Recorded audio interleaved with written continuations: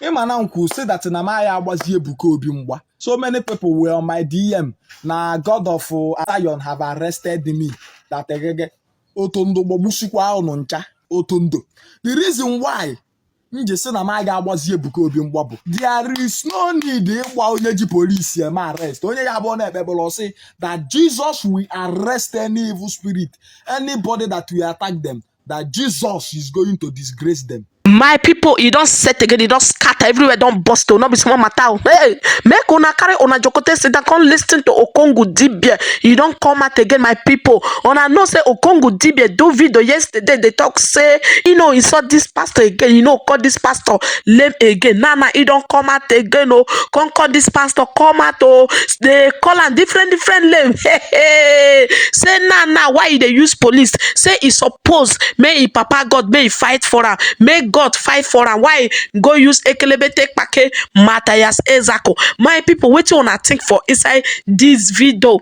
Where this guy really dey? He dey this side, he dey this side. I no can understand. I no understand Okongwu Dibia. He say this church member say that they boss her. They talk say God of the church don't arrest am. Hey, no be small insult. Now he give them, my people. May you not come be say I too talk. I go leave on a mona for listening to Okongwu Dibia for waiting he talk for inside this video. My people, I watch Octola. It's not be small thing. They say wahala not the finish. Wahala be like bicycle. Make una watch the full video and I go see on the ending of this video so that we go analyze this matter. Yeah, now. Finally, Mathias Ezeaku is back.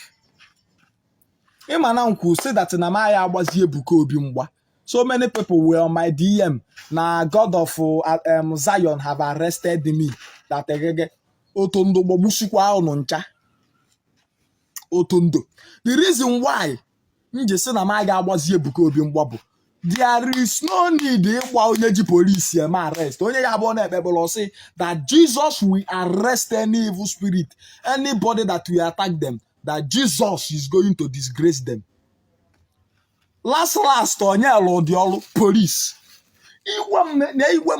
Iwe m abụrụ na akpụrụ Mathias, mana iwe m bụ abịa ewere otito nye onye alụ ha ọrụ hapụzi onye lụ ọrụ. The people that do this work for you people is Nigerian police. You people should be giving thanks to them, not to Jesus.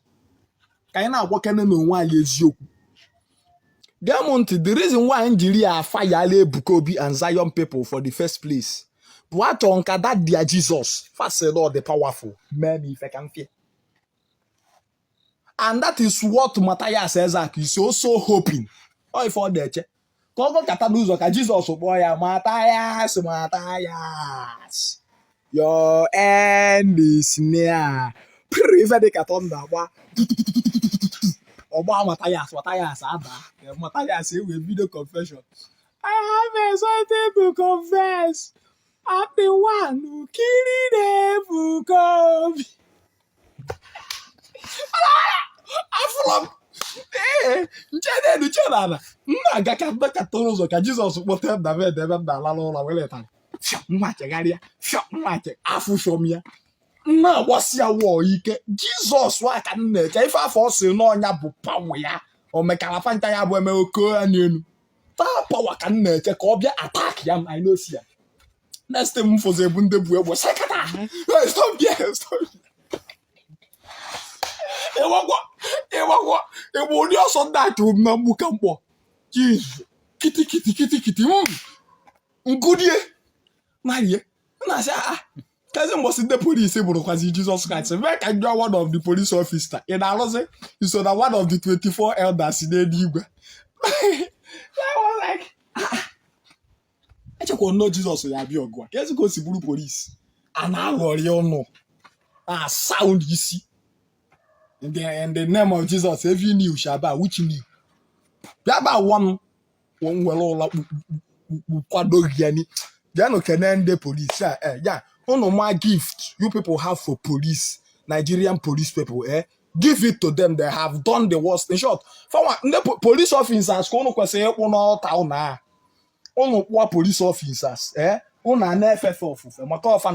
not God, not Jesus. Now call them all sort of Power receive it. Another power be ho me Mathias Ezeaku o receive wo ye pia isi na pavement wo.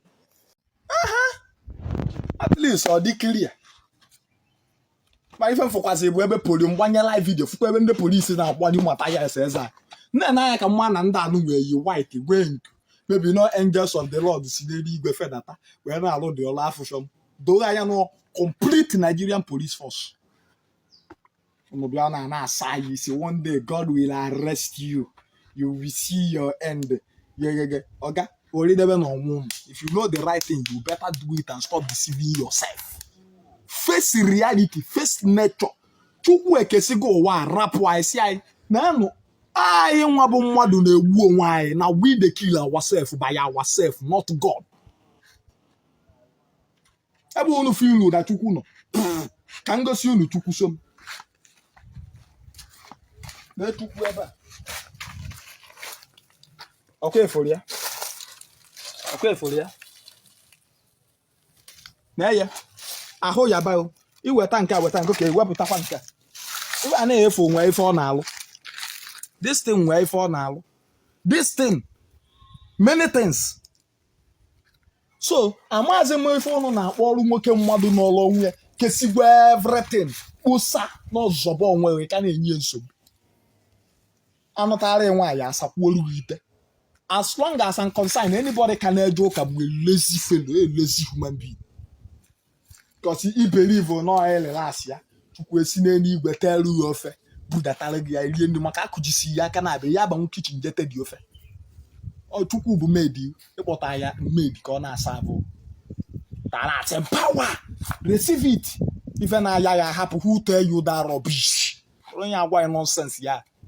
Ndị wetara ụka na-abụkwa ahụ ya afafe eje unu ọgwụ goro ọgwụ nwa arụ adịfa mma a na-aghọrọ ihe bie ya aka n'isi dalụ kitikiti ka onye ṅụsị mmanya na-adakarị na ana sị nne ịma ife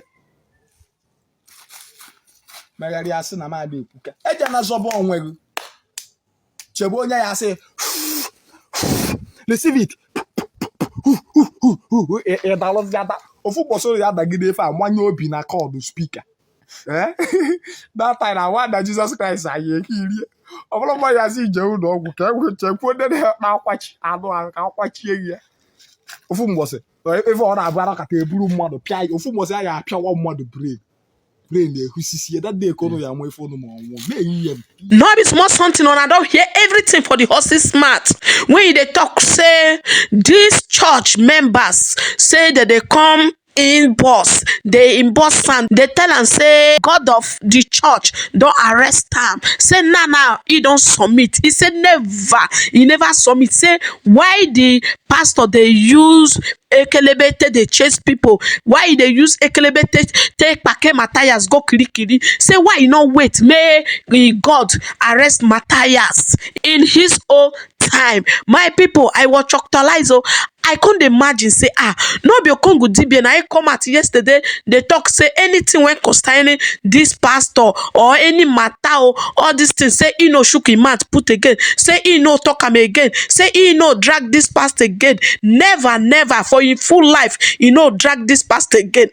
My people, as I cross this one today I watch Octoline so they say wahala be like bicycle na here na I want for live una my people and wait una go help me do my people I beg now they beg una make una help me share this video. Hey.